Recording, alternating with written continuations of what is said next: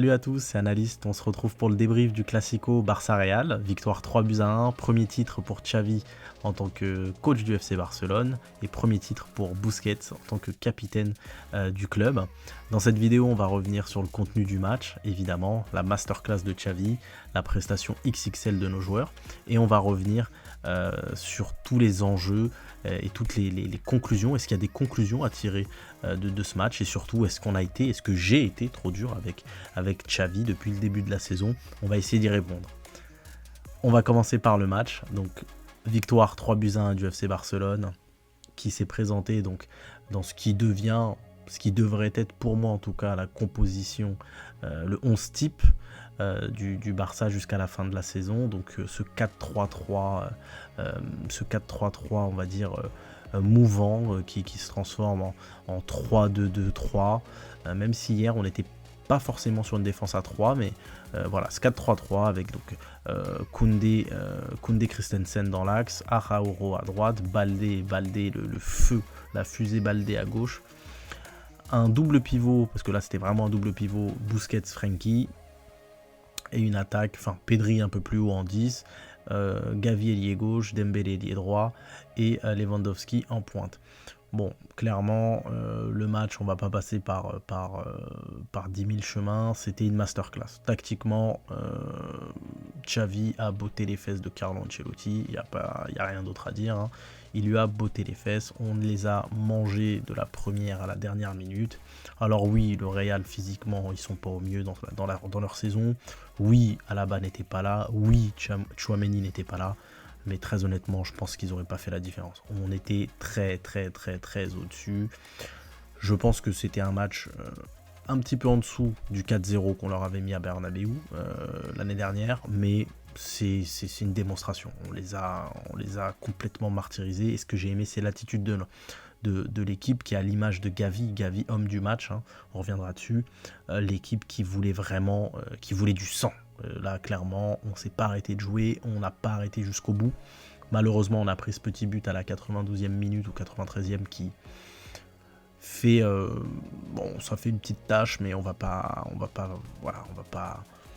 en faire trop. Hein. 3-0, 3-1, c'est pareil. Dans le jeu, on les a absolument martyrisés, massacrés. Qu'est-ce qu'il faut retenir dans le jeu? Dans le jeu, c'est ce milieu à 4. Voilà, ce milieu à 4, il est en train de s'installer. On sait que Busquets, il est vital pour Xavi. On est content, on n'est pas content. C'est comme ça, c'est pas nous qui décidons. Busquets jouera toujours, quoi qu'il arrive.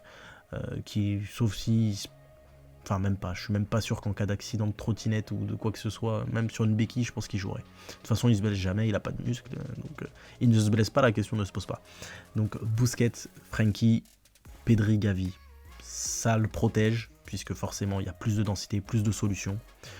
Il y a également la défense à 3 derrière, Christensen, Araujo, Koundé qui le protège. Mais voilà, ce système, il prend vraiment, il commence à ressembler à quelque chose. Voilà, il prend de l'envergure, il prend de l'ampleur.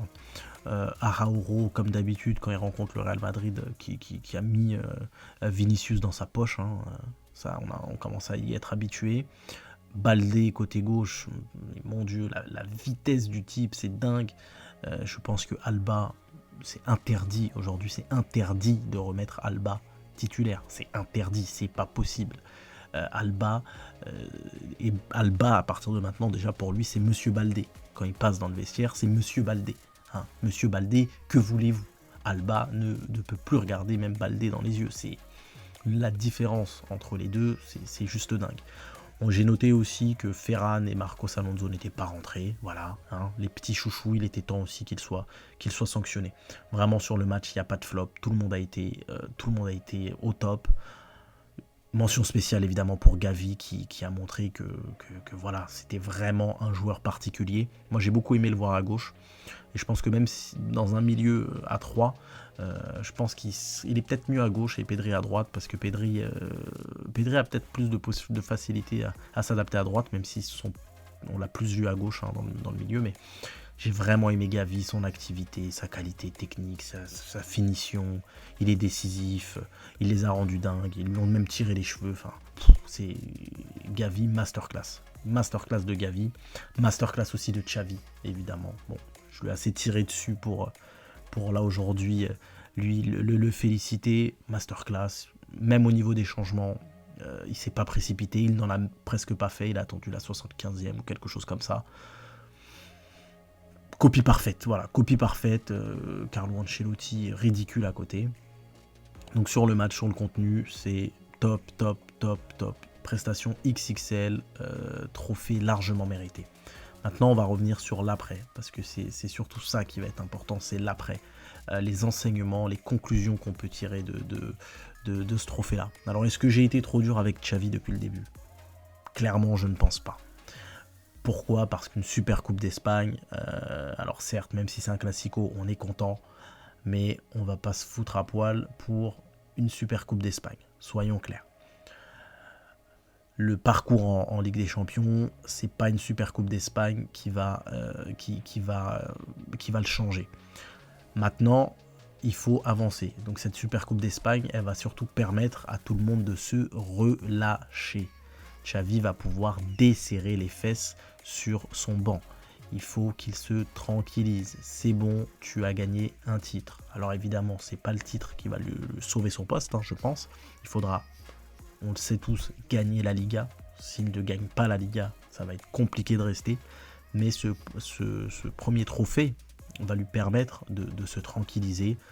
Les joueurs aussi, c'est très important de regoûter à la victoire. Ça fait 2 ans, certains joueurs comme Gavi, c'est leur premier trophée. Un mec comme Pedri n'a qu'une Copa, alors qu'un mec comme Camavinga en face a une Ligue des Champions. Enfin, Camavinga a une Ligue des Champions, pardon, j'en perds mes mots. Camavinga a une Ligue des Champions, Pedri n'a qu'une Copa del Rey. Enfin, il faut... Nos joueurs avaient besoin de gagner, et aujourd'hui, ils ont gagné. Et cette victoire, je pense qu'elle va avoir une vraie incidence sur la dynamique, comme je l'ai dit dans l'avant-match, que vous pouvez retrouver sur ma chaîne également. Il va y avoir une vraie dynamique qui va être positive, je pense. Là, il va falloir enchaîner en frappant les prochains. Enfin, les prochains, clairement, j'attends des fessées, j'attends des raclés. Rétafé la semaine prochaine, enfin dans 2 semaines, pardon. Non, c'est la semaine prochaine d'ailleurs, puisque le prochain match, c'est dans la semaine contre Ceuta, et ensuite, c'est Rétafé. J'attends une fessée, voilà. J'attends une fessée à domicile, 3-0 minimum. S'il n'y a pas 3-0, Xavi out, c'est reparti, je vous le dis tout de suite. Non, plus sérieusement, j'attends une confirmation. Parce qu'on n'est pas passé loin de la catastrophe contre le Betis. On s'en est sorti, mais là, il va falloir confirmer, il va falloir rentrer dans une dynamique. Alors après, j'en vois beaucoup qui tirent des conclusions très hâtives. On a battu le Real Madrid. Oui, le Real Madrid est champion d'Europe. Oui, mais ça ne veut pas pour autant dire qu'on était prêt pour la Ligue des Champions. Restons à notre place. La Ligue des Champions, on l'a perdu parce qu'on a manqué d'intensité comme d'habitude. On l'a perdu parce que Xavi a fait les mauvais choix. Personne ne l'a obligé à aligner Marcos Alonso, par exemple, qui nous a saboté tous les matchs. Personne ne l'a obligé à mettre Busquets, qui nous a saboté tous les matchs également. Donc, on n'est pas encore au niveau de la Ligue des Champions. Il ne faut pas oublier que le Real Madrid, pour nous, c'est plus simple de battre le Real Madrid que de battre Francfort. Nous, notre problématique, c'est de gérer l'intensité de l'adversaire. Le Real Madrid, le milieu de terrain, c'est Modric, Kroos, ils ont 70 ans à eux deux. Busquets, il peut jouer contre eux jusqu'à 45 ans, il n'y a pas de problème. Surtout que le Real Madrid n'était pas encore dans un pic de forme, on l'a vu la semaine précédente contre Villarreal. Donc il faut garder les pieds sur terre, il faut savourer, il ne faut pas minimiser la victoire. C'est une très belle victoire, c'est une prestation XXL de l'équipe, mais c'est contre le Real Madrid dans un contexte national. Ça ne veut pas dire que on est prêt pour l'Europe. Moi ce week-end j'ai mangé Naples, Juve, Manchester United, Manchester City et Brighton, Liverpool. C'est autre chose. En termes d'intensité, en termes de vitesse, c'est autre chose. Donc il faut évidemment bâtir sur cette victoire, il faut qu'elle nous serve en championnat et même en Ligue Europa, mais il ne faut pas croire qu'on est les rois du monde, parce qu'on a battu le Real Madrid. Le Real Madrid est capable de battre n'importe quelle équipe en Europe parce qu'ils savent gérer l'intensité adverse, même s'ils ne savent pas forcément en mettre et étouffer l'adversaire. Nous, c'est l'inverse. On est capable de détruire le Real Madrid, de leur casser la gueule littéralement, et derrière, une semaine plus tard, de perdre contre Francfort. Puis il ne faut pas oublier non plus que l'année dernière, on avait déjà gagné 4-0, donc on n'est pas non plus dans quelque chose d'inédit. On n'est pas dans une progression, j'ai envie de dire presque, puisqu'on l'a déjà fait, battre le Real Madrid 4-0. Ça ne nous a pas empêché, une semaine ou 10 jours après, d'aller faire match nul contre Francfort et d'être éliminé à domicile. Donc il faut garder les pieds sur terre. Moi j'attends vraiment de cette fin de saison que on aille chercher l'Europa League, qu'on aille chercher l'Europa League avec les tripes, avec l'honneur, la fierté, parce qu'on n'a rien à faire normalement dans cette compétition-là. Ça va être très dur contre le United de Ten Hag, mais c'est ces matchs-là, c'est pour ces matchs-là qu'on est supporter du Barça, c'est pour ces matchs-là que les joueurs vont au Barça. Donc moi j'attends énormément de Xavi et de l'équipe sur ces matchs-là. Donc pour le moment, on reste dans le Xavi out, et on y restera, en tout cas personnellement j'y resterai tant qu'il sera buté avec son Busquets, parce que Busquets n'a rien à faire au FC Barcelone en 2023, et pourtant hier il a été énorme, hier prestation énorme, mais encore une fois dans un contexte particulier. En Europe ça ne marchera pas, donc moi le Xavi out il est toujours d'actualité, mais voilà, on le laisse savourer, il a mérité cette victoire là, j'espère qu'il va en tirer des conclusions. Personnellement j'espère qu'il va également changer d'avis, même si il y a 1% de chance qu'il le fasse, mais sait-on jamais. En tout cas voilà, bravo à toute l'équipe. Maintenant place à la Liga, dites-moi vous dans les commentaires ce que vous avez pensé du match, si vous pensez que Xavi est l'homme de la situation ou pas, si votre avis a changé par rapport à ce match là, si vous avez des regrets par rapport à la Coupe d'Europe, et on se retrouve très bientôt pour une prochaine vidéo.